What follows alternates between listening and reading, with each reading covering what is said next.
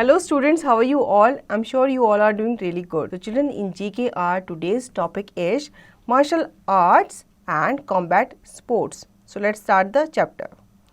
Martial arts are contact or combat sports in which contestants attack and defend. Most of them specialized in the sport strictly for self defense.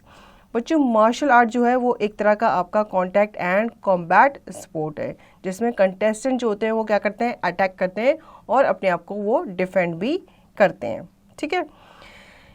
Unscramble these letters to get the correct name. अब यहाँ पे आपको कुछ clue दिए गए हैं, आपको क्या करना है, उनके नीचे कुछ लेटर्स दिए गए हैं लेकिन वो आपको स्क्रैम्बल करके दिए गए हैं, जंबल करके दिए गए हैं. आपको उनको अनस्क्रैम्बल करना है और उस स्पोर्ट का नाम वहाँ पे लिखना है. First, it is an Olympic sport of unarmed combat in which you have to use the weight of your opponent to your advantage. In Japanese it means gentle way. No kicking or punching is permitted. बच्चों ये एक Olympic sport है. ठीक है. इसमें आपको arm की ज़रूरत, मतलब आपको हथियार की ज़रूरत नहीं होती और इसमें आप यूज़ करते हो वेट ऑफ योर ओपोनेंट ताकि वो आपका एडवांटेज कहलाए. ठीक है. जापान में इसका मतलब होता है जेंटल वे और इसमें आपकी किकिंग नहीं होती, पंचिंग भी परमिटेड नहीं होती. इसे क्या कहते हैं, इसे हम जूडो कहते हैं.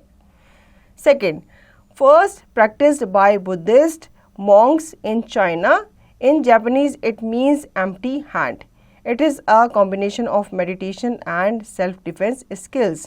बच्चों इसको प्रैक्टिस किया गया था सबसे पहले बुद्धिस्ट मॉन्क के द्वारा. कहाँ पे? चाइना में. और जापान में इसका मतलब होता है एम्प्टी हैंड, मतलब खाली हाथ. ये कॉम्बिनेशन है किसका? मेडिटेशन का एंड सेल्फ डिफेंस स्किल का. इसे हम कहते हैं karate. Third, in Korean it means the way of hand and foot. It is an Olympic sport since 2000. ये कोरिया में फेमस है और इसका मतलब होता है द वे ऑफ हैंड और फुट. और ये एक ओलंपिक स्पोर्ट है, मतलब ओलंपिक में इसे शामिल किया जा रहा है. कब से? 2000 से. इसका नाम है टाइक्वांडो.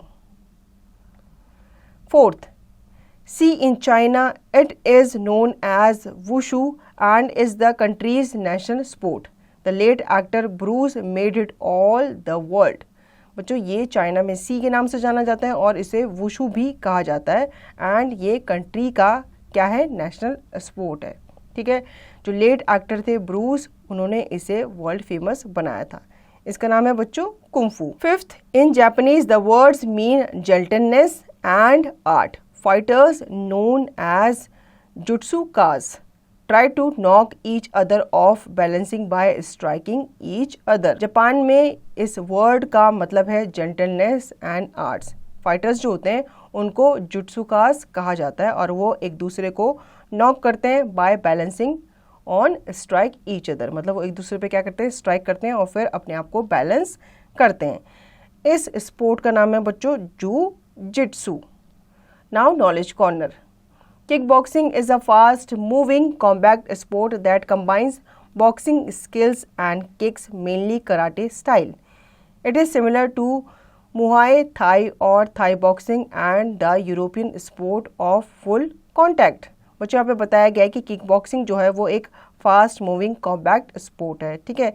इसमें आपका कंबाइन किया जाता है किस किस को, बॉक्सिंग स्किल्स को, किक्स को, मेनली कराटे स्टाइल्स को भी इसमें शामिल किया जाता है. ये एक तरह से सिमिलर है आपका मुआय थाई और थाई बॉक्सिंग से. ठीक है. और ये एक यूरोपियन स्पोर्ट है किसका, फुल कॉन्टैक्ट का. नेक्स्ट है Kendo is a martial art based on an ancient form of Japanese sword fighting called kenjutsu. Nowadays, kendo fighters use a bamboo stick shinai instead of a real sword. बच्चों endo क्या है, एक martial art है जो कि ancient form पे based है जिसमें आपकी स्वॉर्ड फाइटिंग इंक्लूड है. ठीक है. जिसे क्या कहा जाता है, केनजुत्सु कहा जाता है. लेकिन अब आजकल जो केंडो फाइटर्स होते हैं वो अपने हाथ में बैम्बू स्टिक से फाइट करते हैं इंस्टेड ऑफ रियल स्वॉर्ड, क्योंकि रियल स्वॉर्ड से आपको चोट भी लग सकती है.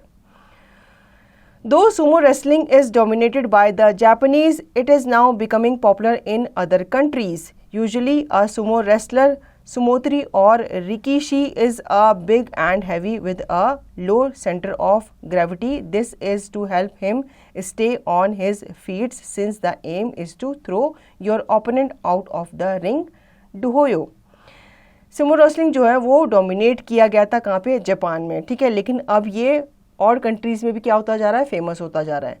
यूजुअली जो सुमो रेसलर होता है वो बिग होता है, ठीक है, और हैवी होता है with a low centre of gravity, और वो उससे हेल्प करती है ताकि वो अपने फीट पे खड़ा रह सके और एम कर सके अपने ओपोनेंट को ताकि वो रिंग से बाहर चला जाए. ठीक है, तो बच्चों आई होप आपको ये चैप्टर अच्छे से समझ में आया होगा. अब इसका रिवीजन और इसकी प्रैक्टिस आप खुद से करेंगे.